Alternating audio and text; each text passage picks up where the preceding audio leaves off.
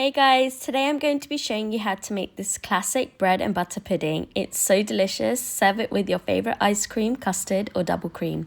So let's get started. So now to start this bread and butter pudding, you want to cut the crust off of 10 slices of bread. I use white bread, and this bread has actually been sitting on my counter for a few days now, so it's quite stale. The reason why we use old bread and not fresh bread is because we want the mixture to be soaked in, and when you use dry bread or stale bread, it's more likely that the mixture will be absorbed well as compared to when you use fresh bread.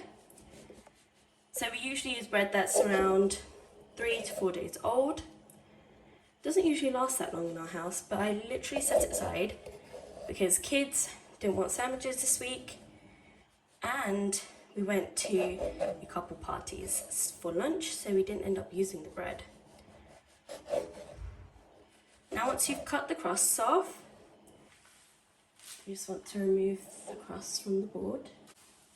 Now you don't want to waste the crusts. Usually what I do with the crusts is that I turn them into breadcrumbs and use them for when I'm making kebabs or meatballs, something like that, just so that I don't end up wasting them. And now what you want to do is you want to butter one side of each slice of bread.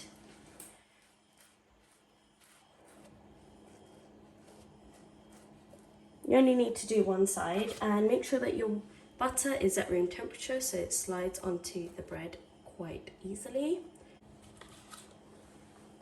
And then once you've applied your butter, we're going to add a layer of apricot jam. Apricot jam has also been at room temperature for quite a while.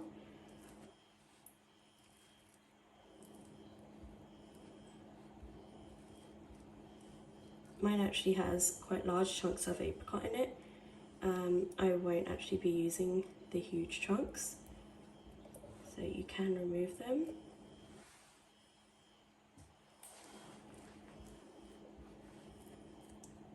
We actually make our own marmalade at home, and the recipe for the marmalade is actually in the link below.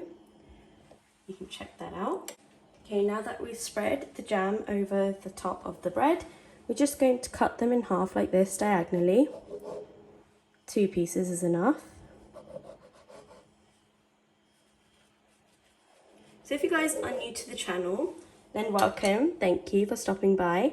Please take the time to give this video a big thumbs up, leave a comment down below, and if you haven't done so already, don't forget to subscribe to the channel. We'd love to hear from you, so if you have any suggestions, do let us know in the comments down below.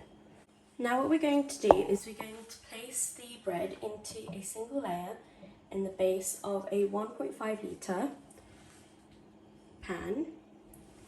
I used a Pyrex dish, it just makes things easier. You just want to layer it all into a single layer, like so.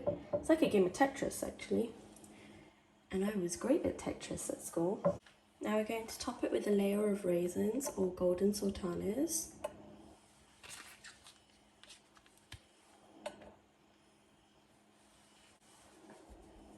Next, some cinnamon.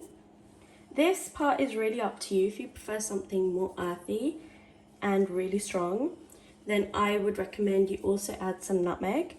But nutmeg doesn't suit everyone, and the flavour may not be to your preference. So that is totally optional and entirely up to you.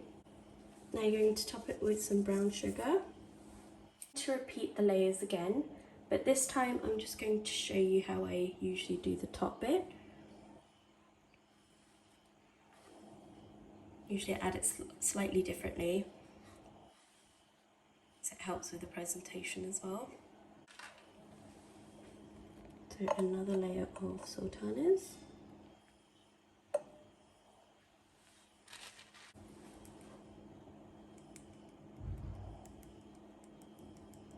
Just going to top it with some cinnamon, and lastly some brown sugar. Now we're just going to set this aside so that we can get on with the custard mixture. I've placed the milk and the heavy cream into a saucepan, and you just want to bring it to a simmer. Make sure that you don't boil it, because if you boil it, you'll mess it up. and then we'll have to start again. So just make sure you bring it to just a simmer. You'll know that the milk is simmering because there'll be really small bubbles around the edge of the milk, and when it starts simmering I'll let you know what it looks like. Okay, I don't know if you can see it, but can you see these small bubbles around the edge of the saucepan? That means that it's come to a simmer, and we're just going to turn it off now. We don't want it to boil, so be very careful. Just want to turn that off. Crack 2 room temperature eggs into this bowl.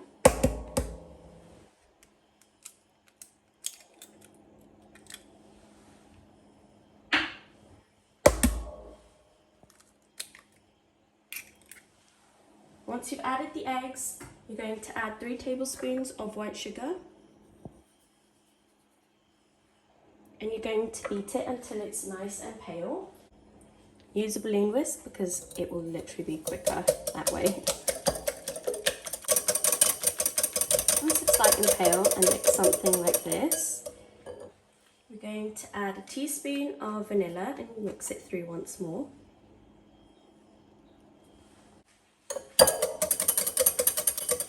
Now we're slowly going to add the milk to the egg mixture, making sure that you mix it through while you're adding the milk. If you don't mix it through, you'll end up with scrambled eggs, and you don't want that. Making sure that you get a really smooth mixture is so important, so continue whisking it until all the milk is added. And we are done. I poured the custard into a jug to make it easier to pour it over the bread. Just make sure you pour it over all of the bread. Do not miss anything out. Make sure all of that bread gets at least some of the custard mixture. At this point, I'm just going to use a spoon to just push it down slightly.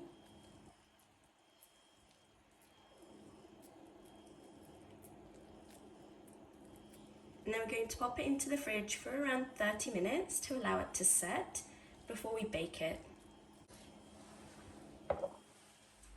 After around 30 minutes, it will look something like this.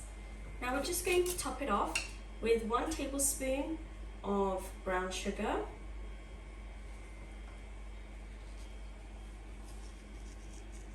This will help give it that extra crunch and caramelized topping.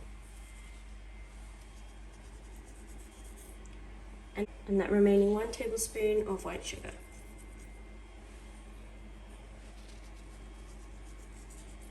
This is all for caramelization and that yummy crunch. Now we're just going to bake it at 180 degrees Celsius for around 40 to 45 minutes. Doesn't this look divine? Thank you for watching, everyone. I hope you liked this video.